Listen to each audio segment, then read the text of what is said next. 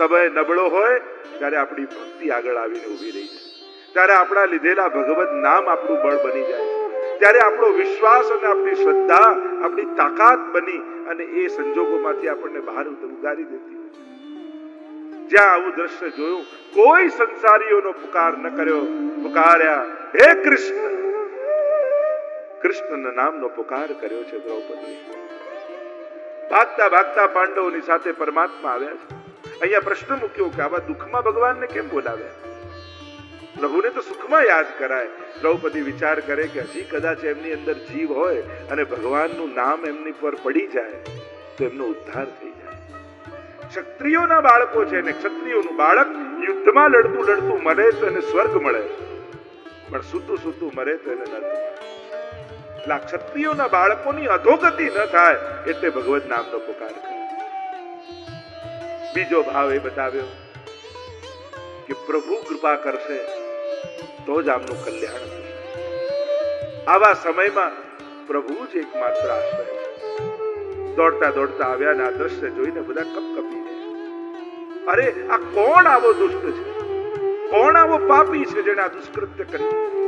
ખબર પડી કે અશ્વત્થામા રથની લગામ પરમાત્માએ ખેંચી. પાછળ બેઠો અર્જુન ગડગડ ગડગડ ગડગડ કરતો રથ આગળ જાય. આગળ આગળ અશ્વત્થામા ભાગે છે ને પાછળ પાછળ પ્રભુનો રથ આવે. કેશથી પકડ્યો અશ્વત્થામાને અને બલી ચડાવવા માટે જેમ પશુને ઘસડતા ઘસડતા લઈને આવે એમ ભાગવત લખે છે કે અશ્વત્થામાને ઘસડતા ઘસડતા આ દુષ્ટ છે, આતતાઈ છે, આતતાઈને જુઓ ત્યાં મારી નાખવો એવું શાસ્ત્રની આજ્ઞા છે. દ્રૌપદી સામે ઊભી છે અને આ દ્રશ્ય જુએ છે અને દ્રૌપદી જે બોલી એ આપણે કલ્પના ન કરી. મુચ્યતામ મુચ્યતામ એષ બ્રાહ્મણો નિતરામ ગુરુ. છોડી દો. અરે આને છોડવાની વાત કરે છે. કેમ? બ્રાહ્મણ. શાસ્ત્ર એમ કહે છે કે બ્રાહ્મણથી અપરાધ થયો હોય ગમે તેવી સજા આપો પણ મૃત્યુદંડ ના આપો. નિતરામ ગુરુ એવું આ તો ગુરુ પુત્ર પણ ગુરુ રૂપ હોય છે. જે વિદ્યા દ્રોણાચાર્ય પોતાના પુત્રને ન શીખવાડી અર્જુનને પર કૃપા કરીને શીખવાડી, એવા ઉપકાર ગુરુના આપણા માટે છે. ગુરુ પુત્રને કેમ મરાય? અને ત્રીજું કહ્યું આ પણ કોઈનો દીકરો છે. આજે બાળક ગુમાવવાનું જે દુઃખ હું અનુભવી રહી છું તો એક માં તરીકે મને પણ એમ થાય આ ગમે તેવો પાપી હોય પણ બીજી કોઈ માને હું આવું દુઃખ ન આપીશ. આ યુદ્ધોમાં આટલા આટલા લોકો મરે, આપણે ખાલી ગણીએ કે આટલા સૈનિક મર્યા અને આટલા સૈનિક મર્યા, પણ કેટલાના દીકરાઓ જાય, કોઈનો પતિ જાય, કોઈનો ભાઈ જાય, કોઈનો પિતા જાય. એક વ્યક્તિ જવાથી કેટલા સંબંધો મરી જતા હોય છે. કારણ કે જીવન તો સંબંધોથી જોડાયેલું છે. એક વ્યક્તિ કેટલા સંબંધોને જીવતો હોય છે. વ્યક્તિ એક ગયો, સંબંધો કેટલા મરી ગયા. અને એટલા માટે છોડી દો. હવે આતતાઈને જુઓ ત્યાં મારી નાખો શાસ્ત્ર કહે છે. અને બ્રાહ્મણને મૃત્યુદંડ અપાય નહીં. કરવું શું? ત્યારે પ્રભુએ વચલો રસ્તો કાઢ્યો. બ્રાહ્મણનું અપમાન જ એનું મૃત્યુ છે. કહ્યું કે આને અપમાનિત કરો, આનું મણી કાઢી લો, આને છોડી દો.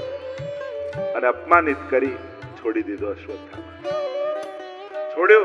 અપમાનની અગ્નિમાં બળી રહ્યો છે અશ્વત્થામા. નહીં છોડવું આ પાંડવોને. બ્રહ્માસ્ત્રનું આહ્વાન કર્યું છે. વિચાર કરવા લાગ્યો કોને મારું? કૃષ્ણને, યુધિષ્ઠિરને, અર્જુનને, ભીમને. એક એક વ્યક્તિને યાદ કરીને યાદ કરે છે કે કોને કોને કોને માર્યા. મારો સૌથી મોટો દુશ્મન કોણ છે? પણ જ્યારે મતિ દુષ્ટ બની જાય, મતિ ભ્રમ થઈ જાય, બુદ્ધિનું પતન થાય ત્યારે માણસના આચરણનું પણ પતન થઈ જતું. જાકો પ્રભુ દારૂણ દુઃખ દેઈ, તાકી મતિ પહેલે હર દે. જહાં સુમતિ તહાં સંપત્તિ નાના, જ્યાં કુમતિ તહાં વિપદ વિધાના. જ્યાં કુમતિ છે અનેક પ્રકારની વિપત્તિઓ ત્યાં આવીને નિવાસ કરે.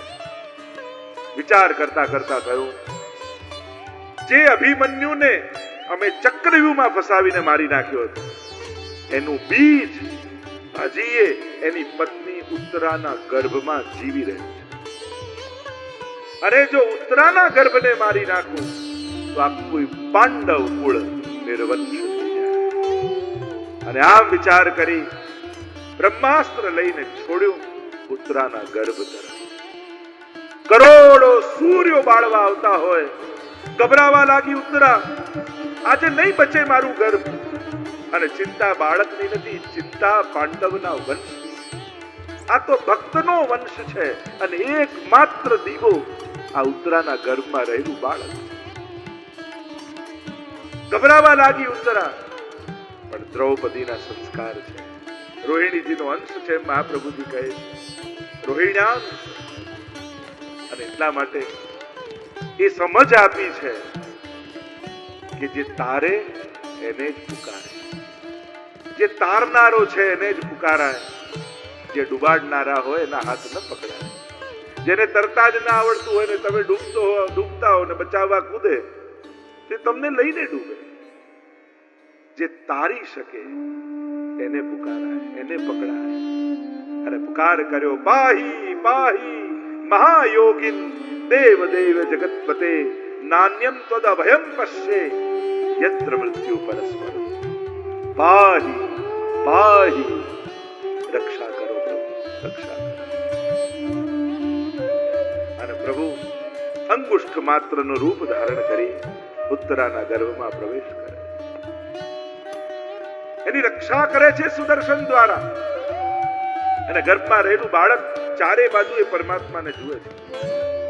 પરિઈક્ષતિ ઇતિ પરીક્ષિત, જે ચારે બાજુ ભગવાનને જુએ એ પરીક્ષિત. પ્રભુએ રક્ષા કરી. જ્યારે પણ સંકટ આવ્યા એટલે જ આપણે કહીએ છીએ સુખાવસાને ઇદમેવ સારમ દુઃખાવસાને ઇદમેવ જ્ઞેયમ દેહાવસાને ઇદમેવ ગોવિંદ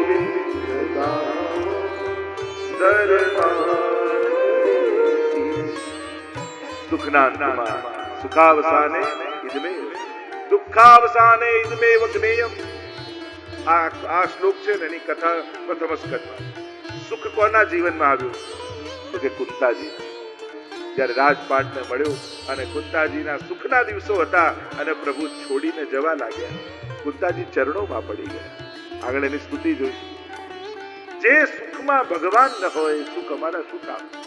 એના કરતા તો વિપત્તિ સારી હતી, પ્રતિપલ આપ અમારી સાથે હતા. પ્રભુ અમને સુવિધા નથી જોઈતી, અમને તો આપની સેવા જોઈએ. સુખાવસાને ઇદમેવ સારમ દુઃખાવસાને ઇદમેવ જ્ઞેયમ. પ્રથમ સ્કંદમાં તમે જુઓ તો બે જણાના જીવનમાં દુઃખ, એક તો દ્રૌપદી અને બીજી ઉત્તરા. દ્રૌપદીએ પણ પ્રભુને પુકાર્યા અને ઉત્તરાએ પણ પ્રભુને પુકાર્યા. બચાવનારો તો એ જ છે, ઉગારનારો તો એ જ છે. અને દેહાવસાને ઇદમેવ જાપ્યમ, દેહના અંતમાં તો ભીષ્મજીની કથા પ્રથમ સ્કંદમાં. બાણ સૈયા પર સૂતા સૂતા પણ પ્રભુનું સ્મરણ કરો. આમ બ્રહ્માસ્ત્રથી રક્ષા કરી છે. અશ્વત્થામા તો ચિરંજીવી છે. આપણે ત્યાં આટલા લોકોને ચિરંજીવી માનવામાં કે આજે પણ આ લોકો છે. અશ્વત્થામા બલિર્વ્યાસો હનુમાંશ્ચ વિભીષણ કૃપા પરશુરામશ્ચ સપ્તૈતે ચિરજીવી. અને આઠમા માર્કંડે ઋષિ. એટલે જ વલ્લભકુલનો જન્મદિવસ હોય ને ત્યારે માર્કંડે પૂજા થતી હોય. એમાં 8 ઢગલીઓ કરવામાં આવે, એનું પૂજન કરવામાં આવે. એટલે અષ્ટ ચિરંજીવીઓ છે એનું પૂજન છે, એટલે એને માર્કંડે પૂજા કહીએ. અશ્વત્થામા બલિરાજા, વ્યાસજી, હનુમાંશ્ચ વિભીષણ હનુમાનજી, વિભીષણ, કૃપા પરશુરામશ્ચ કૃપાચાર્ય પરશુરામ, સપ્તૈતે આઠમા માર્કંડે ઋષિ, જેને પ્રલય કાળમાં પ્રભુએ દર્શન આપ્યા. કરારવિંદે ન પદારવિંદમ મુખારવિંદે વિનિવેશયંત